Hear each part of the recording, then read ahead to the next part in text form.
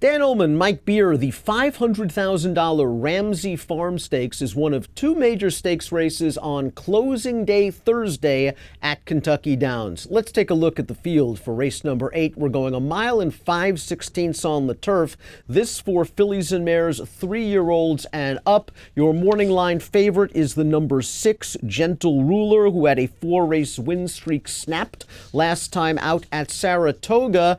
It's a full field as usual at Kentucky Downs, and it seemingly looks like a pretty intriguing betting race.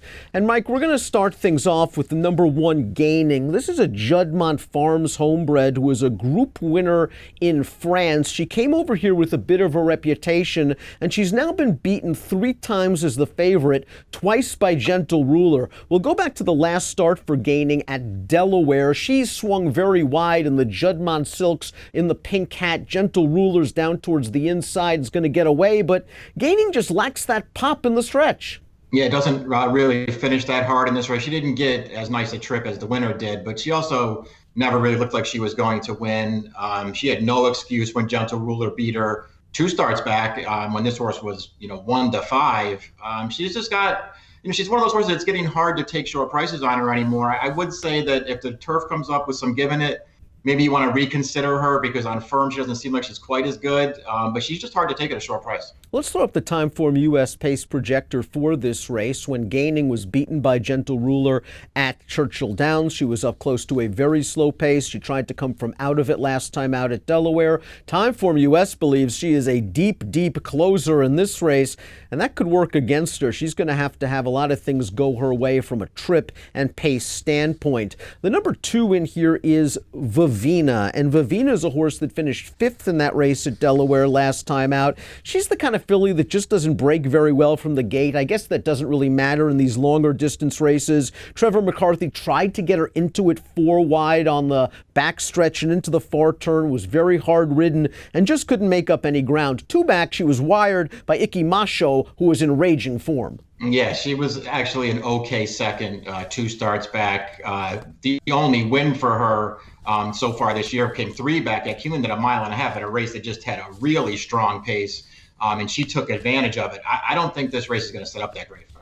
Up in class and distance for the 3, Lantiz, who we see sitting a comfortable second on your Timeform U.S. pace projector. That's where she came from in her recent win at Ellis Park. We turn into the stretch. Adam Beskiza's got Lantiz now on the outside going after the winner. This is kind of a workman-like score with a 77 buyer. It's a little bit light. The key is, can she get the distance?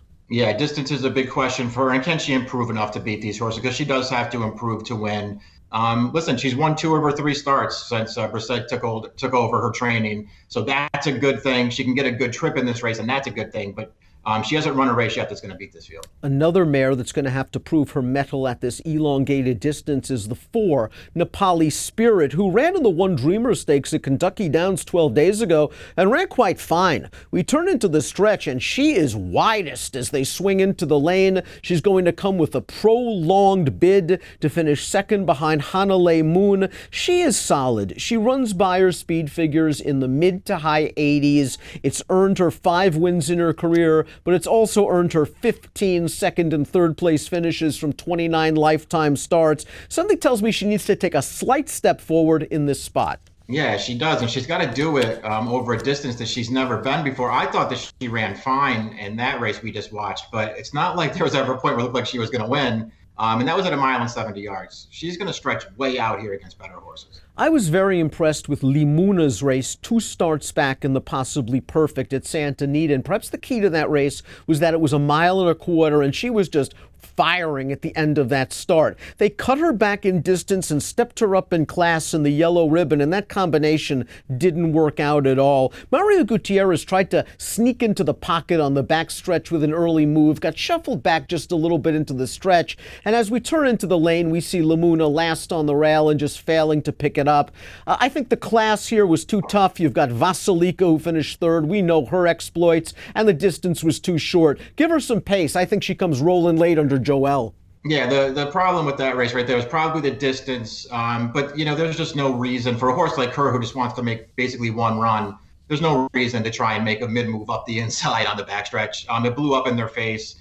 She's way better going longer. Her wins, 2 turf wins so far this year, she was really strong in both of those races. If she can work on any kind of a trip here, I think she's a factor. Gentle Ruler has just matured greatly for Ian Wilkes. She began the season with 4 consecutive wins, including that win over Gaining at Delaware Park, 2 starts back for her. She shipped up to Saratoga for the Weah. There wasn't a lot of pace in the Weah, and Fool's Gold got a great trip. Gentle Ruler had a nice trip as well as we turn into the stretch, able to save ground in mid-pack in the Red Hat. I really liked the ride Landeros gave her. He could have swung wide on the turn. He stayed in. Everything works out, and she finishes with an even run while down towards the inside in some minor traffic. This filly's just rock solid and is a very logical contender.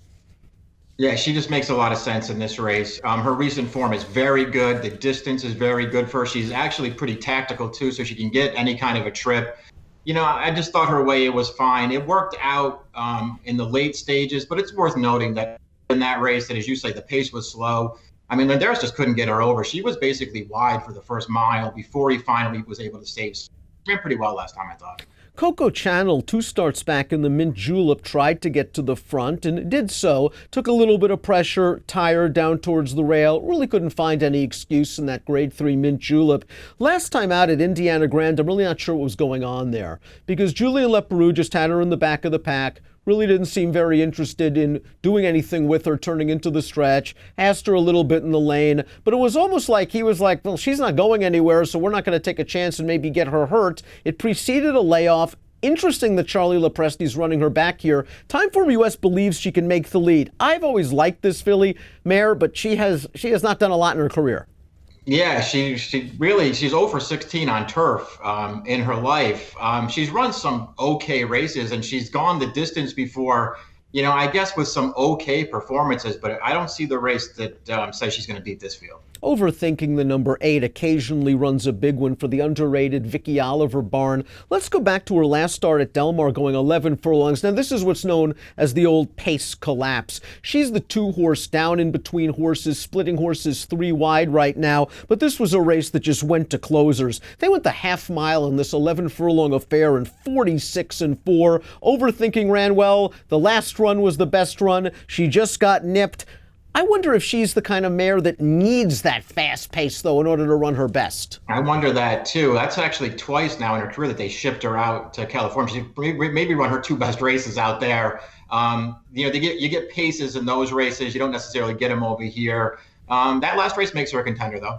Mike, I'm a little bit scared of the 9 Marubra at 15-1 on the morning line. I think she's completely dirtied up for trainer Cherie Laveau. First start of the season, she ran in the Grade 3 Orchid. She wasn't embarrassed behind Santa Monica, who's certainly a graded level competitor for Chad Brown. She faced the aforementioned Icky Macho when that horse was in raging form at Keeneland in the Bewitch.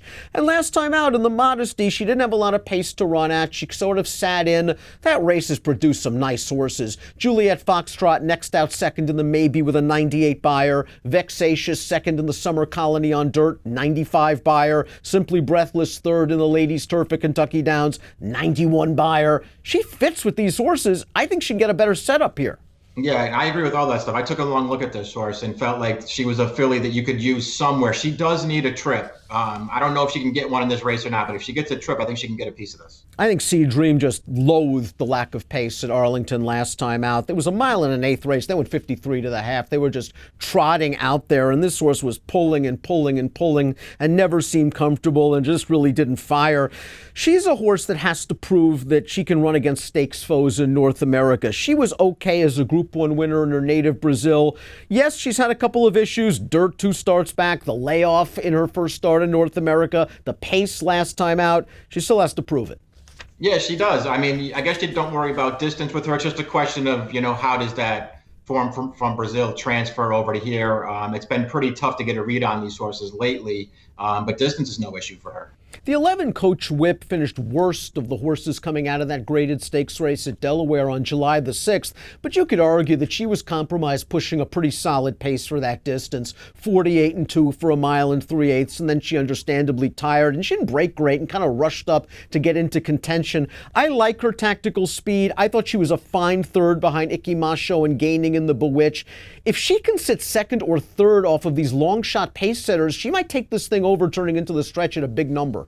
Yeah, I like her tactical speed too. I do think she can get a good trip in this race, and it's not like she's that far off the main contenders in this race. She's where she could use at a price. Have to respect that Flavien Prat named to ride the 12 Layla Noor, but we saw her race at Delaware. She was down towards the inside. She got some pace to rally at. I was a little disappointed that she didn't grab third away from the wide rally and Gaining. Yeah, I don't know. I wasn't as hard on her as you are. It sounds like, she just had a little spot on the backstretch where she got in between horses and she lost position at that point. I think it cost her. Otherwise, maybe she would have been second in that race. I'm going to use this horse. I had a lot of trouble in this race as we take a look at our top selections for the Ramsey Farm. I like that time form U.S. pace projector. Coco Channel's last race was just too bad to be true. I have no idea what was going on there. I think if she can get to the lead, we saw over the weekend at Kentucky Downs that you wanted to be forwardly placed. Now, whether that transfers 5 days later is a different story, but I know she's going to be a big price.